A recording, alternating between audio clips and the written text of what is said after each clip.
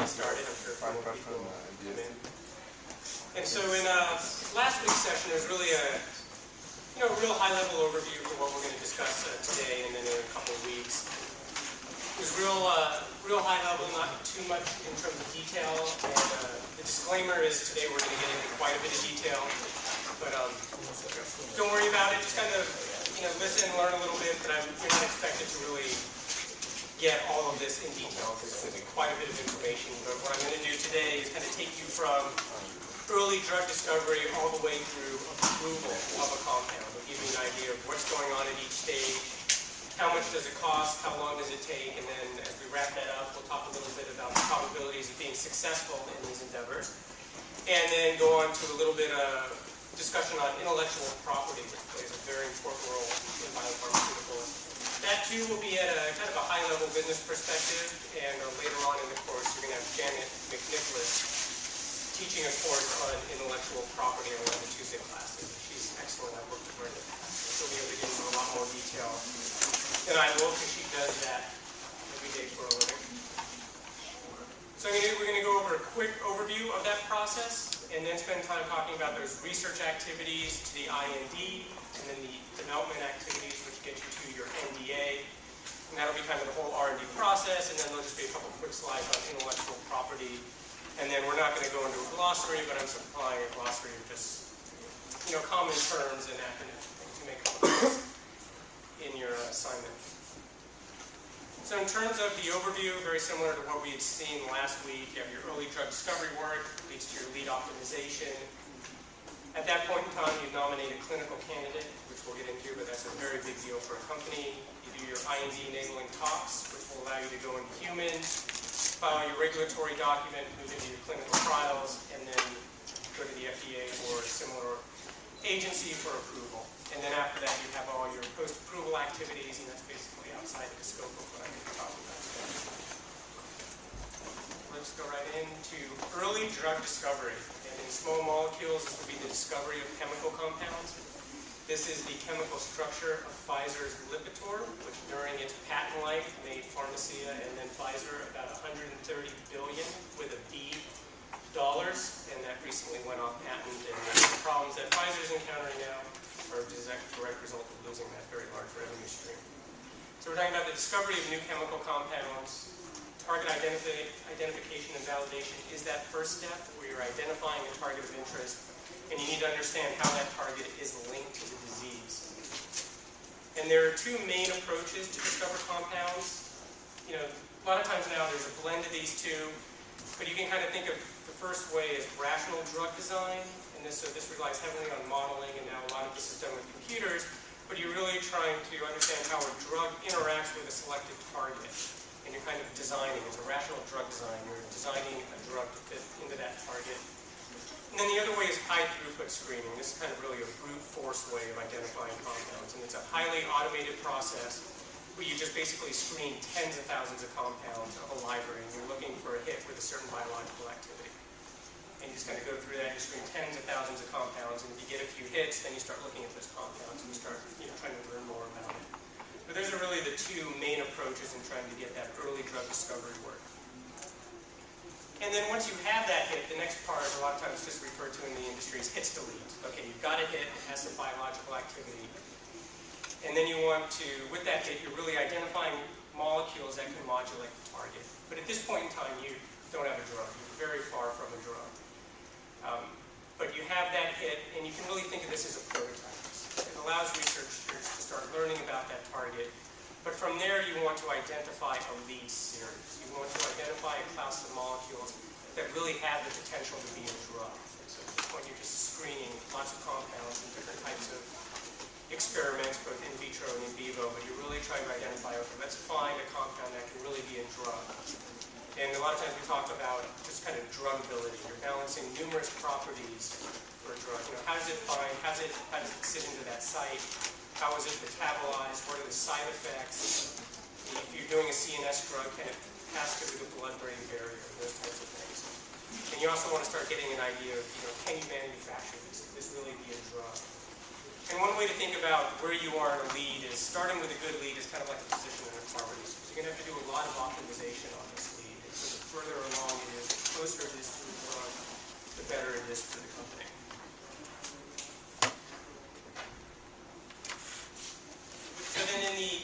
lead optimization, here is, once you've got that interesting compound, now you're going to start doing the lead optimization process.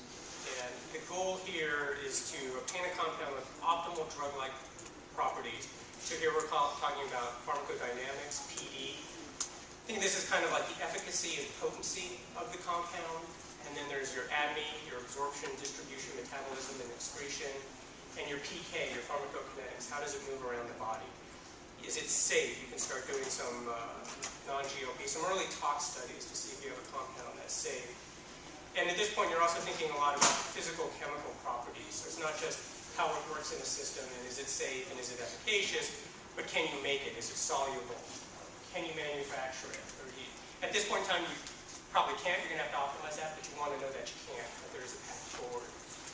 And in this process, you have basically, I talked about it last week, you have a screening cascade. You've designed a series of experiments, and you just start running compounds through it. And as you run compounds through it, you learn about each compound. And maybe, you find something undesirable, and you try to find out why was that. And then you design around that and keep putting compounds through it. And so at this point, you may be screening thousands of compounds to come up with that one compound that you think can be a clinical candidate, that you actually think will be a drug. And these activities include, obviously testing against a desired target. You're conducting PK studies, usually in 2 species, so rodents and non-rodents. You're doing safety studies, both in vitro and in vivo. And as I said, you're also looking at the physical chemical properties. And this can take, a few years and cost quite a bit of money as you keep iterating on this process. And at the end of that process is complete. You have a compound that you feel can be a drug. Some companies call it a clinical candidate or a clinical candidate for development. But this is a big deal for a company, for a small, venture-backed biotech company that was funded to start doing initial research on a new target. It's a big deal when you hit this milestone, because now you're transitioning from being a research company into a development company. And you're going to be taking your compound into human clinical studies. So one thing you have to do before then is you have to do your, what we call IND-enabling toxicology. Your investigational new drug toxicology work. And this is all about understanding the safety profile of the drug in animals. And, I've just talked about pharmacology and pharmacokinetics. Toxicology is tied into this. It's all kind of interrelated.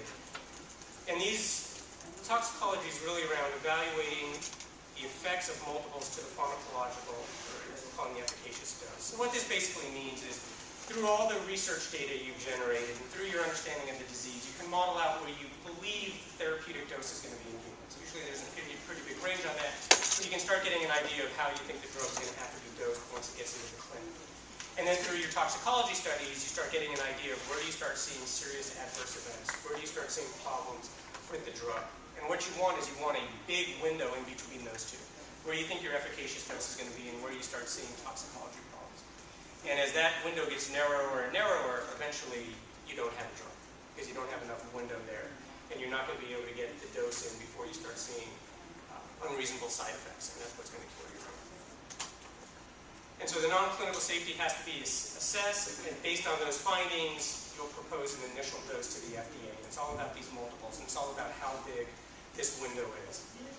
And as I said before, there's just as many exceptions as there are rules here. But basically, your IND-enabling toxicology studies, you'll be looking at single-dose studies in 2 species. So this is rodent and non-rodent, primarily rodent and dog. There may be reasons for you to do other species for scientific reasons. Sometimes I've heard people of using a mini pig. Sometimes it may be done in, depending on the type of drug, it could be done in primates. But for the most part, it's rodent and non-rodent, being dog, safety pharmacology work, genotoxicity work potentially. And then you also do repeat dose studies in 2 species to define toxicology. And once this is done, all the way from your lead optimization point to the end of your IND-enabling studies, that could take about 3 years to complete. It's going to cost several $1 million. But then at this point, you're ready to file an IND, and you're ready to start going into human studies. So what is the investigational new drug application that allows you to proceed into those human clinical studies?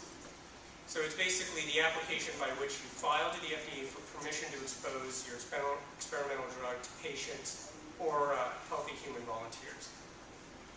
And it's, the application contains, they're quite extensive. It's all your preclinical findings, and it's all around also how you manufacture the product protocol, and you're also submitting your, you're manufacturing the product, and you're also submitting your proposed protocol for the initial clinical trials and your rationale for the initial dose.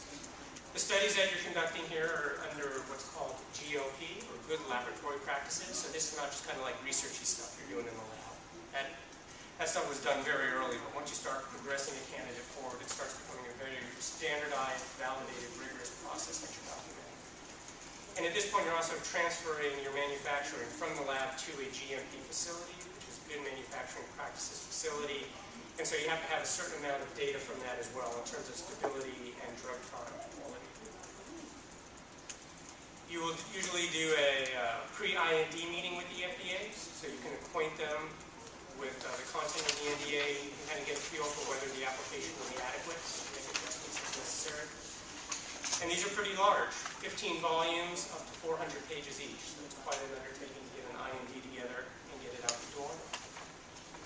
And the FDA is going to review the document to ensure, obviously, that it's complete, that the information supplied supports the conclusion, that subjects will not be exposed to an unreasonable risk of illness and injury, clinical investigators are qualified, there's nothing misleading, and basically what happens is you submit it and you wait for 30 days, and if you don't hear anything, then off you go. And that would conclude pretty much kind of your research activities, and now you start moving into development activities.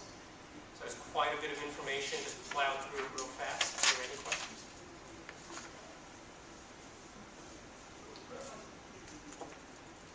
So let's move into the development activities. Clinical trials. So this is where you're going to assess the safety and efficacy of any new drug. And these are prospective studies. So you're designing a study and then you're running the experiment as opposed to having an experiment and then looking back retrospectively and going through data. Study participants are followed forward in time from a well-defined baseline. So as patients come into a study, a baseline assessment is done and then they're tracked. As we talked about last week, they're divided up into 3 consecutive phases, phase 1, phase 2, and phase 3, where phase 1 is primarily concerned with safety, phase 2 is where you're proving efficacy, and then phase 3 are your pivotal or registration trials. And we're going to go into details on all of these. You'll also see in your diligence and in your work, you may find reference to phase 4 clinical trials, and these are conducted after regulatory approval to assess long-term safety. So in particular, if the drug is going to be administered to patients for longer than in the phase 3 trial. So if you're going to have patients on a chronic therapy, like a cholesterol drug, like Lipitor, for instance, you may have a phase 3 trial where patients are only on drug for 1 or 2 years, but they're going to be taking it chronically. So you're post-approval, you're going to have commitments with the FDA to do certain phase 4 studies to get even more safety data. And it's important to note that during one phase of development, so say when you're in phase 1, there are many other activities, both CMC, so manufacturing activities, toxicology, and other regulatory activities that are underway to prepare you for the next phase of development.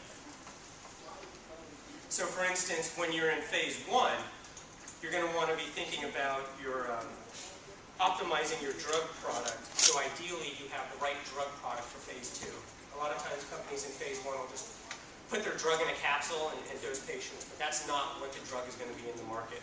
So while that work's going on in phase 1, ideally you kind of optimized and lined up what your drug product is going to be for your phase 2 studies. There's quite a bit of manufacturing work going on prior to that as an example. And you're doing your toxicology required also for the next study. So to start phase 1, you may do 14 days of toxicology to give you permission to do your phase 1 studies. But before phase 2, you might need 3 months of toxicology in 2 species. So while you're running your phase 1 studies, in parallel, you're doing all of that tox work. You're doing all of that CMC work. You're interacting with regulators. So when the phase 1 study is done, you look at the data. If it looks good, all those other activities are complete as well. So let's talk a little bit more about what phase 1 is. And so usually, it's when you administer your drug to a small group of healthy volunteers. The emphasis here is on safety. As I said last week, there are some exceptions to this rule, especially in oncology, where you have compounds that are extremely toxic. Obviously, that's not ethical to give that to healthy volunteers. So in that setting, you may go directly into patients with your phase 1 work. And also in some areas in virology, you might do your phase 1 work in healthy volunteers who are infected with the virus, so you can get some early viral kinetic data as well. But for the most part, this is really about safety. So your primary objectives are to really establish and understand the pharmacological properties, so the PK and PD. A lot of that work that you've done in animals, now you're trying to understand in humans. So although the models are predictive to some degree, rats are not people. The safety and tolerability of the drug in humans, you're looking at establishing the maximum tolerated dose. And you're also starting to do some work on the appropriate route and frequency of administration of the drug. A standard phase 1 program is going to start with what we call a SAD study. This is a single ascending dose, so you start at a very, very low dose. Usually you give it to just 2 patients, wait a few days, then give it to 6 more. Wait a few days, that looks good, then we're going to escalate up, a single ascending dose.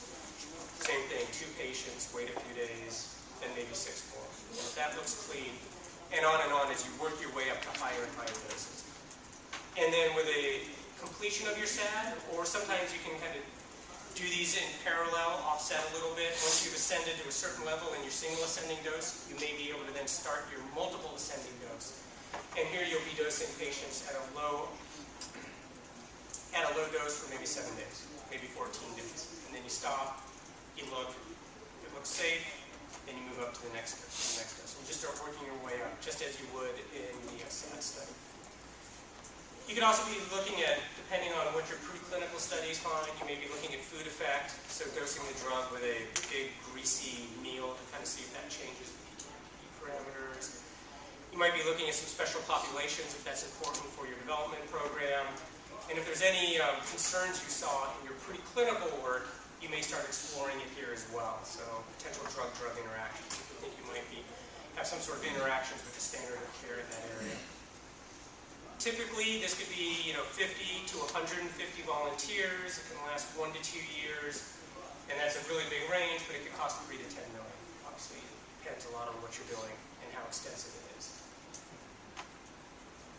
So what could a SAD study kind of look like? Well, it would be a randomized study, so obviously as patients get enrolled, they get randomized to one treatment arm or the other, placebo and control. So in these escalations, you might have 6 patients on drug, 2 on placebo.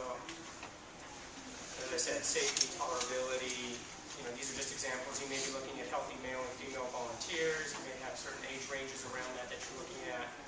This is an example of how you might start dosing up. You might start at 20 and start working your way up to 100 milligrams. As I said, you're going to dose for 1 day and you're going to wait a period of time to make sure it's safe. So in this example, it's 7. All this is done in a inpatient unit, so they can monitor everyone, and it's all around safety. Outside of oncology, virology, some other areas where you could start looking at efficacy, this is really about safety. And so as you're looking at companies for your project, I want you to have an idea of, when you look at their pipeline and you listen to management when they talk about what they've done, that you have a context. I want you to kind of evaluate what have they accomplished, what do they still have to go, and how risky is it going to be, and how much could it cost to get. So what could a MAD study look like? Same kind of thing, randomized, placebo-controlled, but now it's not a single dose, it's going to be 14 days, so patients are going to get much more exposure to the study drug. You're still looking at safety, tolerability, PK. The doses may be different now because you're not doing a single dose, and you're learning from your SAD. The SAD study is informing the doses that you use for your MAD study. And once again, same kind of thing. Let's dose for 14 days, and we're going to do a 7-day follow-up. It looks safe, and we're going to advance to the next class dose. Yeah. It goes to you manufacturing the drug, getting the drug where it needs to go to. It goes to paying a CRO, a contract research organization, to actually run the study and to do it. You got clinical trial insurance, and then you may have various consultants looking at data and all that kind of stuff. But it's pretty expensive to run studies because you're paying for investigators, you're paying for drug, you're paying for medical monitoring. These are inpatients. Patients are coming in and staying. So, yeah, there's a lot of people involved in making these things happen.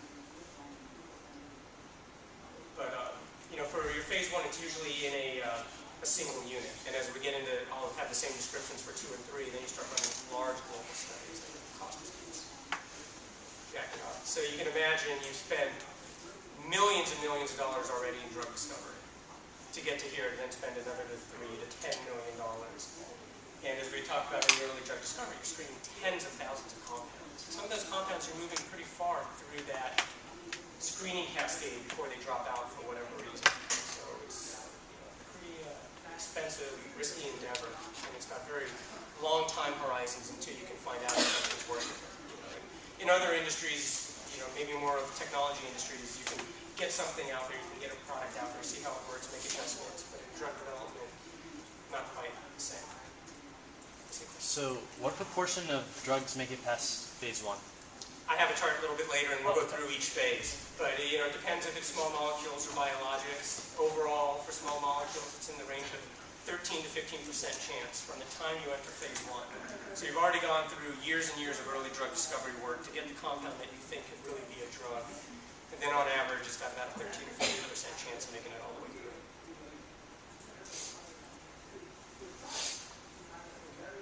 So let's move on to phase 2. So now you've done your successful phase 1 work, you've done your SAD, you've done your MAD, everything looks clean, you've optimized your drug product at the same time, you've done longer toxicology studies, you've done all that work, and now you've been successful and you can move into phase 2. So here now you're assessing both the safety, but you're also starting to get a preliminary read on efficacy. And so here in the industry, we call this proof of concept, to prove the concept of the drug when administered to patients. So in your phase 1, you may be doing work in healthy volunteers, and now you're moving into patients suffering from the condition the drug is trying to treat. So you want to evaluate the biological activity in the target population. You're looking at the rate of adverse events, laboratory abnormalities, any other safety issues. And in phase 2, you may be taking several doses in study. You still don't know what the dose is, but you may have several doses, and you're trying to identify or narrow down that optimal dose.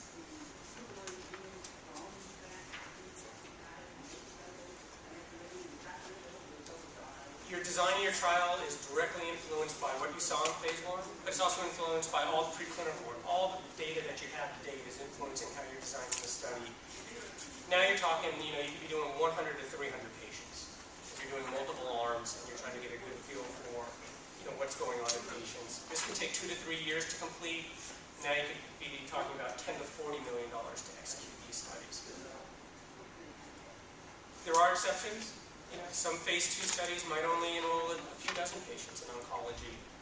You may have heard of orphan drugs, orphan diseases. That's kind of a hot area in biotech. And basically what that is if you have a disease that affects, I believe it is less than 200,000 patients in the US, it's considered an orphan disease. And there's a separate kind of regulatory path to develop drugs, to encourage companies to develop drugs for orphan diseases, because they're not your big blockbuster, $5 billion a year type markets. And in those studies, because there's so few patients, even in your phase 2, even in your pivotal phase 3, it could be in 40 patients, 50 patients, much smaller number. But for your typical phase 2, you're talking several hundred patients. Your toxicology package to start your phase 2 study, reproductive tox, if it's going to go into a population that's younger. If you're looking at a drug for target market is 65 and older, agencies are probably not going to make you do reproductive tox. People of that age usually aren't having children. And then you're also going to be doing your longer-term repeat dose studies in 2 species. So depending on how long you're going to dose for, you could be doing 3 6-month toxicology programs. And then following a successful phase 2, you'll have the opportunity to meet with the FDA for what's called an end-of-phase 2 meeting, so you can get guidance and input on your phase 3 program. So an example of kind of a typical phase 2 program, once again randomized. So patients are getting randomized to different arms of the study. This is now your proof of concept, where, as before, safety and tolerability, but now we're looking at efficacy. So phase 2 is in patients looking at efficacy. In this example I put together, maybe you're looking at patients that have mild to moderate disease in an area. The final dose regimen is going to be from your SAD and MAD. That's what's going to inform. But you may have maybe what's called a 3-arm study. You may have 3 different arms. You may have a placebo arm, and 2 different dose levels. You haven't narrowed down what the right dose is, but you're taking 2 doses in. Maybe you're taking 3. But these studies are pretty expensive, so you don't want to take 4 or 5 different dose levels. You're trying to really narrow it down as best you can. And this might be a situation where now patients are they're going to be on treatment for 6 months, and then there'll be a 14-day follow-up at the end. To enroll 180 subjects, now you might be looking at 30 to 40 centers across the U.S., maybe Europe. You're looking for your safety, your tolerability, and then in terms of your efficacy, you may be able to look at what the approved clinical endpoint is going to be in your phase 3 study. So you might be able to do a study where the endpoints are the same exact endpoints you're going to have to do in your pivotal studies to get approval by the FDA. Sometimes that's not really possible in a phase 2. Sometimes to get those endpoints, say if you wanted to do a disease-modifying agent in Alzheimer's disease, to get those endpoints, patients would probably have to be on drug for a year or 2, a year and a half, 2 years. And so if you're going to do that, you're almost like doing a phase 3 study right off the bat. And then you probably also don't have the safety database you need to expose the number of patients you need to really get a read on that. So sometimes what you do in phase 2 is you use biomarkers or what we call surrogates. So you try to get an idea of, for instance, if I reduce the viral load in a patient. Well, that might not be the clinical endpoint. The clinical endpoint might be a reduction in symptoms. The clinical endpoint might be days of hospitalization, because you haven't tied, if I can reduce the level of the virus, it's going to result in someone spending 3 days less in the hospital. Until that's established through large studies, the FDA is going to make you do the large study where you have to prove that I can reduce a hospital stay.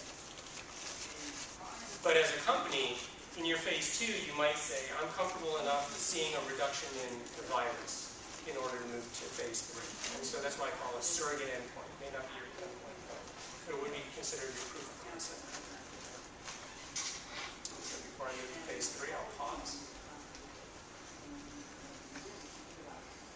So phase 3. Now you get into your very large, very, very expensive studies. So these are your large-scale efficacy and safety. You notice I kind of reversed those words here.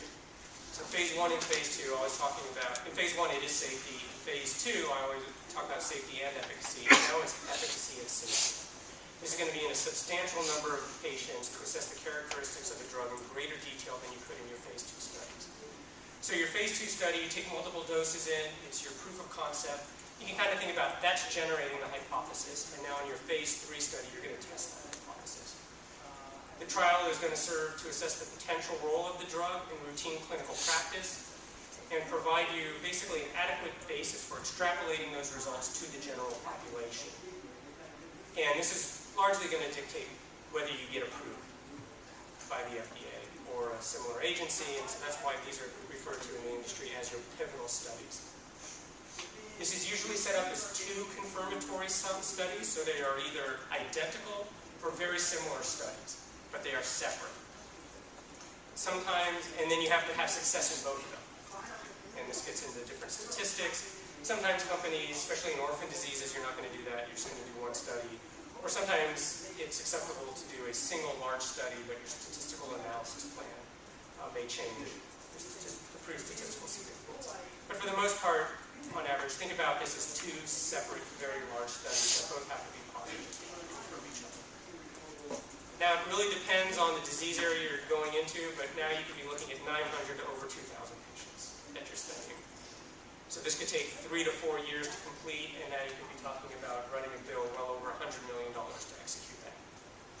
And so in a study of this magnitude, it could take you a year and a half just to enroll all the patients. So from the day the first patient gets screened and is acceptable and gets enrolled, to the day when the last patient comes in that's screened and is acceptable to be enrolled, that could take a year and a half. And then then that last person is going to be on drug for another year and a half. And then after all is that done, you're cleaning up the data as you go through, but then after all of that is done, then you got to take this amount of data and process it and understand it. So as we talked about before, during your phase 2 study, there's a lot of work going on in order to get you prepared to initiate your phase 3 program. You may be looking at long-term carcinogenicity studies, although that could be a phase 4 commitment, maybe additional reproductive tox, and any other I call specialty toxicology that results out of clinical findings. So if in your phase 1 or phase 2 studies you see something, some abnormality, you may have to do additional preclinical work to kind of track that down and make sure it's not a problem. So what's an example of what a phase 3 study could look like? Once again, randomized. So patients are randomized to either a placebo or the drug. You're looking at, as I said, your efficacy and safety. You see here, I put as this example of mild to moderate patients of the disease that are on a background therapy, so they may be on the current standard of care. So you have a 2-arm study as an example, your therapeutic regimen versus placebo. And in this example, I was assuming, say you had 700 subjects per arm. So you got, in one study, you got 700 patients on drug, 700 patients on placebo times 2. So you have 2 confirmatory studies. So in this example, you have 2,800 subjects you're looking at. You could be dosing them for a full year. And here you're talking about having hundreds of centers, both in the US and the EU, that you're managing all of this. And so you're hiring large contract research organizations to help you monitor these. So a biotech company is fortunate enough to be running a large phase 3 study, so they're fortunate enough to get there, and they're fortunate enough to have the capital in which to do it. Might have a clinical operations group of maybe a dozen folks or so, who are then working with a large contract research organization executing the study. So say we've gone through all of that work, all of it's been successful, and now we're getting to the point where we can file our NDA, which is our new drug application. If it's a biologic, it's a BLA, biological license agreement. And you're going to prepare this, and this is really the required application for marketing a drug in the US.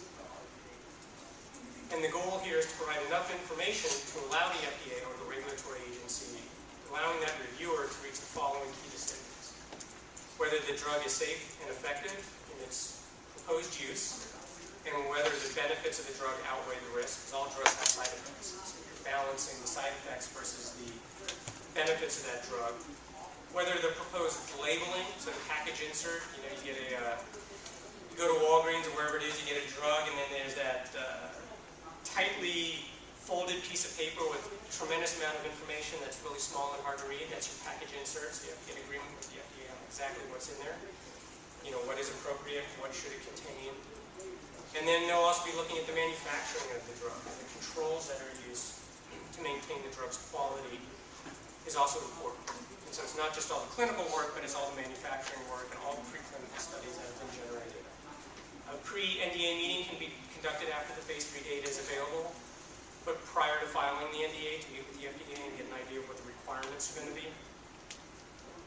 In thinking for kind of a medium-sized, small to medium-sized biotech, for planning purposes, you should think about maybe 6 to 9 months to put the NDA together. So you've got a lot of people working their butt off, trying to get this document together, and we'll talk a little bit about IP, but you got an IP window that ends, and every day you can get this document out earlier, every day you can get approved earlier is important.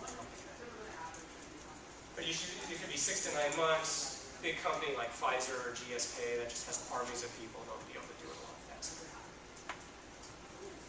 But it's an integrated, multi-volume document. So you're talking about all of the data, the preclinical data, the clinical, the manufacturing, 300 to 500 volumes. This could be 200,000 pages of information. They're filed electronically with the FDA, and then the following is the breakout of the different modules. And the application fee, given everything you've spent to date, is small, but in 2012 it was about $1.85 million to file it with the FDA. So now review and approval. So once it's been submitted, the FDA has got 45 days to inspect it and let you know that everything looks good. And if so, you can file it. Otherwise, you can get a refuse to file, and you have to go back and maybe you're missing something, they don't like something, but you got to fix it before you can file it again. It then goes through several layers of review. In cases of really high unmet medical need, the FDA may grant a priority review, which historically means it can get it reviewed in about 183 days, but the standard review is a little bit over a year. And they'll either approve the application or use what's called a complete response letter.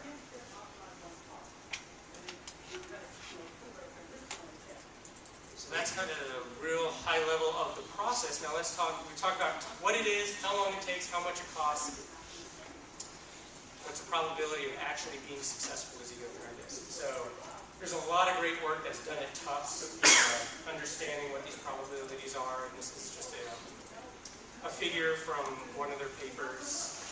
But really, if you find this topic interesting or if it's helpful for what you do, I would highly recommend going to the library and getting a copy of this paper, because there's a lot more than just this in there. So you spend 2 to 4 years and several $1 million just to identify a drug candidate and go through all that IND enabling talks, all that lead optimization, all that work we talked about. And then historically, for a small molecule, you only have a 13% probability of getting that compound approved. So these probabilities here are for small molecules in the light gray, large molecules or proteins in the black. And it's the probability of getting through each phase. So we're just kind of walk through a small molecule phase 1. So what this is saying is historically you have a 63% chance that in whatever I said, in that $3 to $10 million you just spent, you got a 63% chance that you're going to have success and you're going to be able to move on.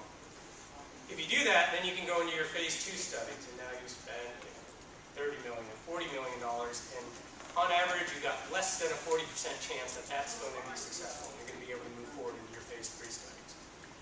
And you move into phase 3, you just spent $100 million and you've got a 61% chance that that's going to be successful. So I think the phase 2, and there is something that doesn't you just have to revamp and stuff like that. If there's something missing from the drug, would you just be out of money? Like if you just didn't continue the process? Yeah, so it depends. So sometimes what you can do is you've got all these compounds. We've got all these compounds we've been talking about that are going through that cascade. And then you identify your clinical candidates. I think I have a drug. And you start moving that into the clinic. How should I say this? I want to say the right thing to do, maybe the smart thing to do if you have the resources, is you continue that discovery effort on that target. Because you're looking for better and better compounds. And even if you really like your compound, once you get into the clinic, you don't know what's going to happen. Something could pop up. You could do a 14-day tox study and it looks perfectly clean. You do 3 months and you run into big problems that you just didn't anticipate. And so what you can do is you keep working on more and more compounds and you find the appropriate place to quote part them. But if you're really committed to the disease area and you have a flame out in phase 2, if you feel like you really understand it, you may have a backup compound that you part, maybe write at IND, maybe you brought it through SAD studies and MAD studies. You may decide to go back to one of those backups if you think it's going to address the problem and keep going. If you have just a tremendous flame out and you think it affects everything that you have, then that's it. It's all the money's gone. So it's, in a lot of ways, it's a pretty crazy business. And and in some ways, rightfully so, a lot of concern over the price of pharmaceuticals in the market. But when you have a real detail of understanding of what did it take to actually get there, and this process is getting harder and harder. The FDA is becoming just more and more conservative. There's another good paper I'll find out. Actually, Phyllis has sent it to me about a year or so ago. I'll remember what it is and let the class know next time so you can do it. But it was a paper on what's the reasons for the decline in productivity for pharmaceutical R&D. And one easy explanation is all the low-hanging fruit is gone, right? The easy stuff is done, and now it's just the harder stuff. And that's part of it, but what was interesting in this paper is they had talked about the fact that it's not just that, it's that all those other drugs create a certain standard of care. They provide a certain level of benefit for patients. So now you have to be even better than that. It's not only that the easy stuff's been done, but now there's a lot of pharmaceutical products out there. As you go through your clinical trials, you have to be even better than that. And so it is a very challenging business. And then you've gone through all of that, and you've had what you consider to be a successful phase 3, but on average, then only 91% of the drugs actually get approved by the FDA. And so when you total up all those numbers, you get 13% for small molecules, 32% for biologics. And, I think some of the rationale there, just the way the biologics are as opposed to small molecules, it's a little bit easier to, let's say, connect the dots from early clinical data to an approved product. Which is why if you're doing any antibody companies as part of your project and you're looking at comps, you'll find comps that are much higher than maybe small molecule comps in terms of trading comps or transactions. For just this reason, you can kind of connect those dots a lot easier than you can in other areas. Has the percentage success rate been going down because of the increased regulation? No, I think that has more to do with just the practicality of getting things done more, maybe making things more expensive. You know, I think it's driven more by, you know, the standard of care and the low-hanging fruit thing that I don't know if the FDA and it having a more conservative agency is really affecting you through each of those steps, but they may be requiring more from you, so it's going to take longer, it's going to cost more money to get where you need to go. Maybe you need to monitor more endpoints in a study than you would have. Maybe you need to supply a larger package of preclinical data than you would have otherwise. And if you have a drug that's, you know, ultimately going to be safe and efficacious, you'll be able to get through all that, but it could take longer and it just costs more money. But if we look at today compared to like 10 years ago, is the percentages around the same, or have they changed a lot in terms of the success rate from phase 1 to the final? That's something I haven't really spent time analyzing academically.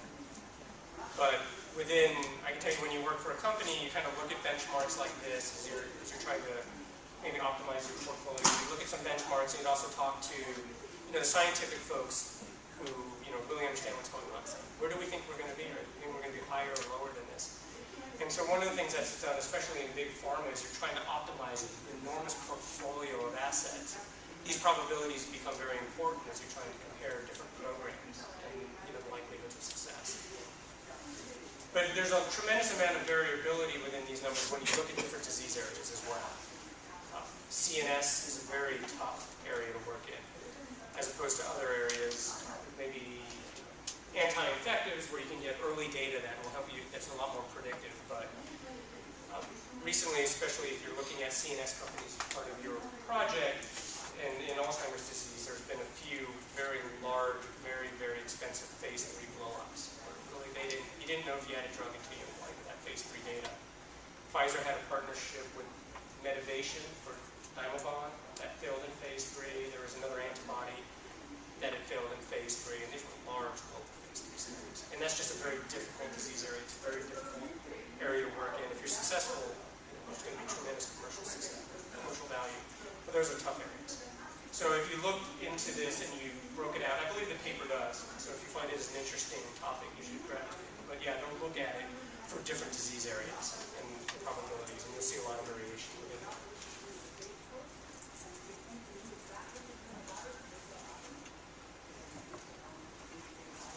So let's talk a little bit about intellectual property. And so, in addition to getting through all of these activities to get the drug approved, you need to make sure that you have a strong IP position so you can defend yourself. Because it takes nothing for a competitor to actually make one of these compounds. It's going to be your intellectual property that's going to give you that window to recoup all of that money you spent and allow you to make a profit, and then you're going to use those profits to plow right back into your R&D so you can get more compounds to work. And so if you don't have a strong IP position, even if you believe in the compound, you're not going to get it. So I am not an IP attorney. I probably know just enough to get myself into trouble, but I'll kind of give you try to give you a good feel for what it is, and in keeping with the theme, the timelines and the costs for the different stages of patent prosecution. And Janet, who actually helped me with these slides, is going to be speaking to you in a few weeks. And so, truth in advertising, any tough questions, I'm going to be punting them to Janet. So patent rights, they're positive rights. They are not positive rights, but they are negative rights. So they're rights to exclude others. In order to get a patent, to have patentability, it needs to be novel. So there needs to be at least one difference between you and what's called prior art, so the art that's out there in the field. It needs to be non-obvious. So there needs to be some level of unexpected benefit. So it just can't be like a logical next step from someone who's skilled in the art. It needs to be a significant gap between what has been done before and what you're doing. It needs to be a written description. So this is really about enablement. It has to be reduced to writing. How do you make it? How do you use it? It can't be very vague. It has to be real. And then it also has to be patentable subject matter. So cloned human beings is not patentable in the US. And having, and this is a distinction, but having a patent doesn't necessarily mean you have freedom to operate. And so what that means is, and you don't come in, you don't really have this too much nowadays, because companies spend a lot of time up front understanding that. But when you file a patent, to the extent you're aware of prior art, to the extent you're aware of anything close to what you're doing, it's your job to tell the examiner about it, to make them aware of it. Then the examiner is going to do their own search. but you can only tell them what you know. And then you can go through that process, you can get a patent, but then you can find out down the line that someone else already has a patent before you that you infringe on. So if you have a patent, you can exclude others, but someone can exclude you. And that's called freedom to operate. And so in IP diligence, when you're looking at making an investment and you're doing your diligence on someone's IP, if they haven't gotten a patent yet, because it takes some time, the next slide we'll go through that, through your diligence, you're trying to get an idea on patentability. How likely is it that we think a patent's going to be issued? You're going to be thinking about chain of title. So if they in-license that technology from a university, you got someone out from Stanford and stuff, you're going to spend some time following that chain of title to make sure the company really owns that asset. And then you're going to do a freedom to operate analysis. And this is the more expensive part, where you're going to then scan the whole world and make sure that they're not infringing on something, that someone who's already got IP can't do that. Usually this isn't a surprise anymore. Companies do all this work up front, so you shouldn't be seeing that later on. Types of drug or biologic patents, you can have your composition of matter, so that would be, in this instance, the actual chemical structure. This is the best one. I've got IP on this actual chemical structure, and you cannot make it. Or it could be a formulation, or it could be a method of use. So a little bit on what this process looks like. It starts with what's called the filing of a provisional. It's your priority document, you file just one. You want to kind of be as broad as possible so you can cast a large net, but you also want to start thinking about your backup positions. So you also have what's called your subgenera, which is just a very strange word, or your species, but you file as broad as possible because you want to get as much as you can, but you already start building in your backup plans. If that gets kind of whittled away, where do I want to end up? You're building all that in. You can refine this over the next year. You can file multiple provisionals. And depending on the complexity, your legal fees are probably going to be about $12,000 to $20,000. And then you file that, and then 1 year goes by, you have modest legal fees, and then you're going to kind of get to what's called your US PTC, your non-provisional. And this is where you're going to now set it in stone, what it is that you want. An important point here is roughly 6 months after this time period, 18 months after you filed your provisional, that patent becomes public. And there could be several structures in there, so, for instance, if Big Pharma is looking at Small Pharma, or they're looking at someone else as a competitor, and they know you've got a program, once that publishes, they're starting to get an idea of what it is you're working on. But up until that 18 months, they would have no clue. There's no public record of anything that you're doing, what you file for patents. The thing to note here is, as you're getting ready to file your provisional, you don't know what's in that kind of blackout period. So you're constantly seeing what's coming out and what's being made public. And this is where your 20-year patent term starts. It starts at your first utility filing date. It gives you that 20 years of exclusivity. There's two ways that it can go beyond that. One is a patent term adjustment. And so this is an adjustment you may get from the patent agency. Term adjustment. And then the second one is a patent term extension, and this would be a regulatory extension. And so this takes into account delays that you may experience in dealing with the FDA. But this is a lot more narrow. This is where you can pick just a single patent for a single product, and you can only enforce it against a similar or a same product. So it's very narrow, protecting just your product. Where the first one is, we're going to give you an extension on your entire patent. Very broad. For your non-provisional, your legal fee is $10,000 to $25,000 to do that work. Then you wait about a year and a half, and now you get into where you're spending your big money. And this is what's called your national phase. This is when you take your PCT application into individual jurisdictions. Now you're filing globally. For a smaller biotech company, you want to do at least 5. If your patent is really defensive in nature, you're not going to be taking any of the compounds in that patent to market, but it's an important part of your defensive strategy. You may do it in just a few countries, maybe 3 or 4 countries. You're not drafting anything more. Right? Everything you're going to have in your application is in there. And primarily your costs are driven by translation, foreign associate fees. And so, for kind of a smaller biotech company, you may do obviously at least US, Europe, Japan, Canada, Australia is pretty cheap, so you might file there. China's becoming more and more important, so you file there. For a program that's really important to you, you may extend that. Brazil, Mexico, India, New Zealand, Korea is becoming more and more important recently. That might actually fall into the other bucket. Singapore, South America. Big Pharma is going to have a bigger list than this. And depending on how many countries you're going into, you could be spending the low end $80,000, $60,000 to do this work. You could be spending over $200,000 to do this. Do you start selling your products while you're applying for patents, or do you wait for the patents? You're somewhere, depending on kind of how all the timelines worked out, you might be in phase one when you have to decide if you're going to spend $200,000 to file all over the world. So you're making this decision and you still only have a 15 or 20% chance of getting to the market. So it's, you need, and this stuff adds up. As you're a small company, you're generating IP, you're filing your provisionals. You have to constantly monitor this, because as you start moving into the national phase, you really got to interrogate that expense or not. When you're really looking at your burn rate, taking on another $200,000 expense a year.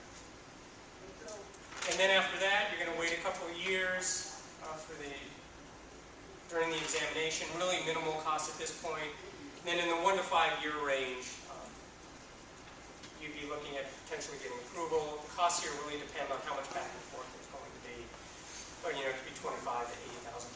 So as you're moving several patent families through, the costs add up pretty quickly, and a lot of that work's being done pretty early in your development.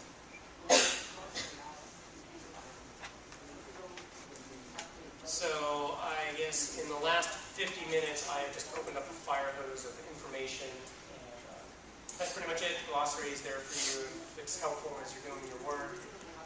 And I'll just pause to see if there's any questions. Or is it just so much that there are just no questions? It's spinning right now.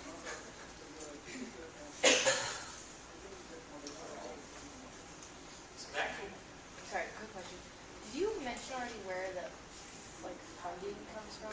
Because I know you sort of gave a price tag for everything, and I was wondering if it's sort of goes in stages, each stage gets more funding, or is it usually all the money's up front?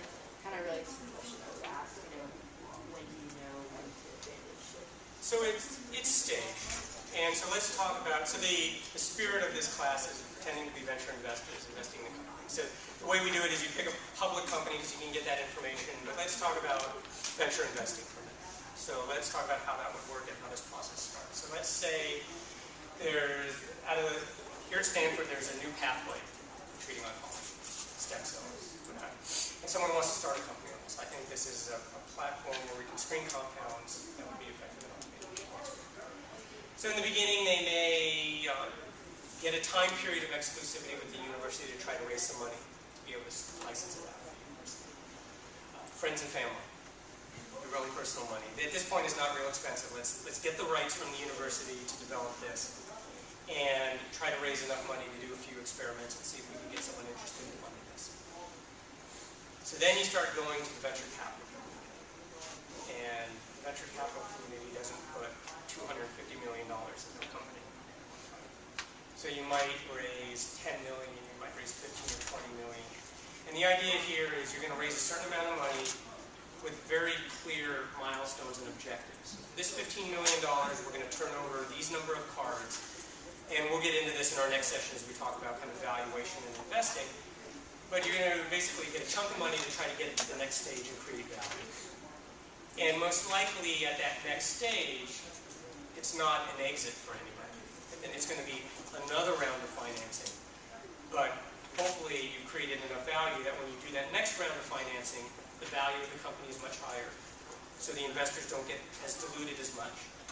When you're a venture investor, when you're making investments, not only is there an investment that you make up front, to say I'm going to invest $10 million in this Series A, you need to reserve however much money you think is going to be necessary to, one, help support the company, and two, to defend your position over time. Because once the company runs out of money and you no longer have money to keep up, then you can just get crammed down and find yourself in a very difficult situation. And so they're likely you go out and raise a Series A. If you're successful, you advance the program to a certain point. Then you go out and raise your Series B. Hopefully your previous investors are going to take a piece of that.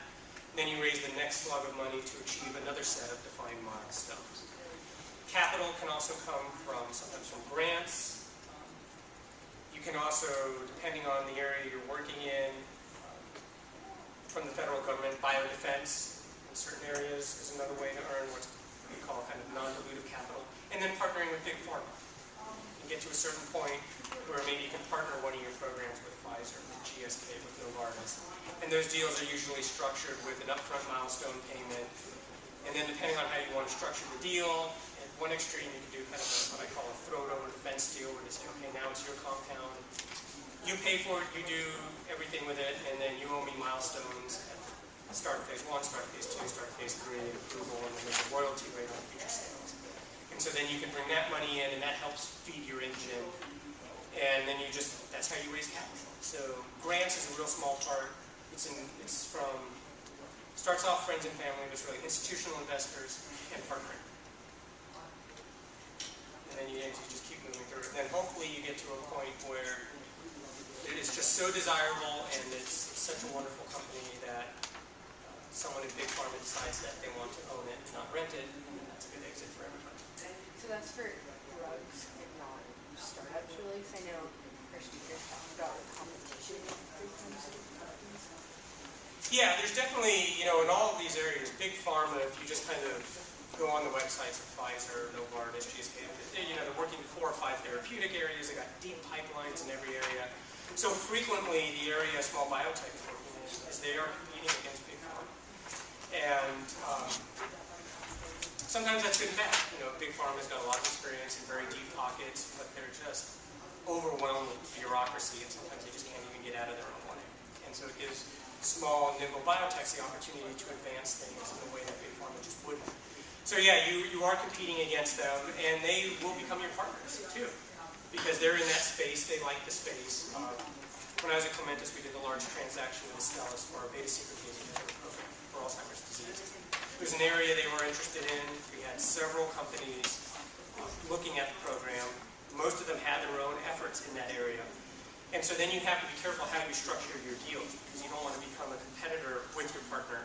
You don't want to give your rights to your lead compound to your partner and then have them deprioritize that to bring another asset forward.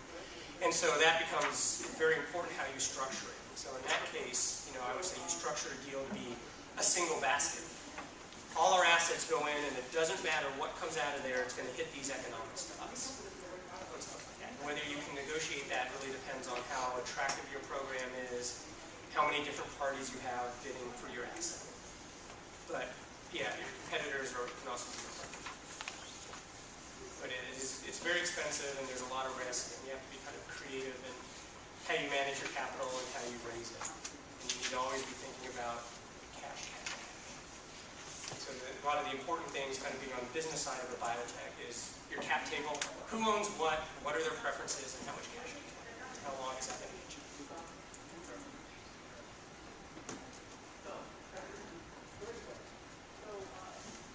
At what stage does a company usually file a patent? It could be pretty early. Well, as you're generating the IP in the lab very early, you're filing. You're doing that first provisional, and then you've got a year to kind of work on it. But yeah, you're filing a lot. And as I say, the initial, 12 to $20,000. I mean, you want to be kind of smart about it, but as you're just generating a lot of IP. You do have active discovery research.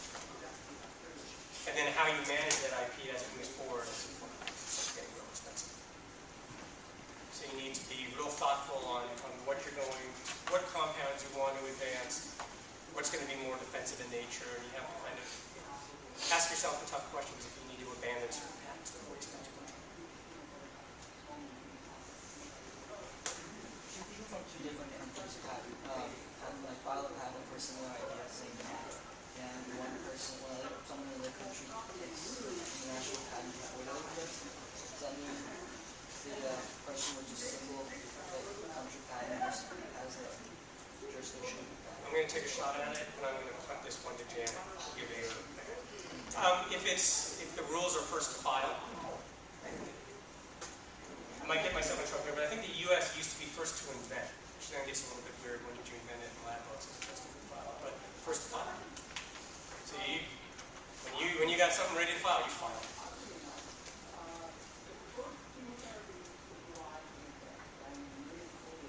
But ask that one to Janet. You'll get a better answer. You might actually get the right one.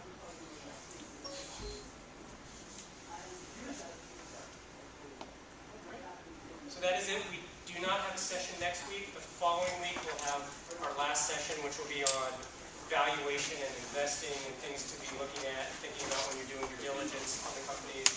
And around that time frame, too, I'll also coordinate with the TAs on what our office hours will be. I think that's everything.